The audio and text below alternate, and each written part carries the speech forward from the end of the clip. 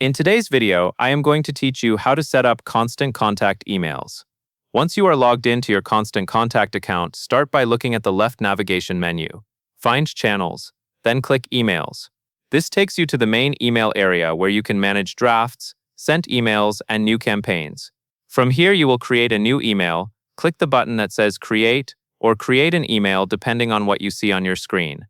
This begins the campaign setup and opens the template library, where you can pick a starting design instead of building everything from scratch. Now choose a template from the library. Take a moment to select one that matches the type of message you are sending, like a newsletter, announcement, or promotion.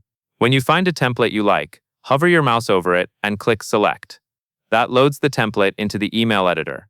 In the editor, you will be working with a drag-and-drop interface, which means you can build the email by placing content blocks exactly where you want them.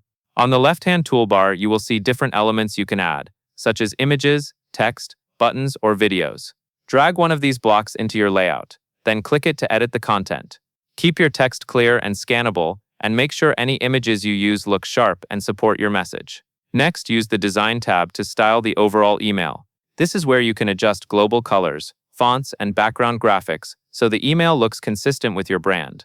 A helpful tip is to keep your font choices simple and your colors consistent, so the email stays easy to read on both desktop and mobile devices. Once the design looks the way you want, move on to Settings and Sending. Choose the list or segment you want to send the email to.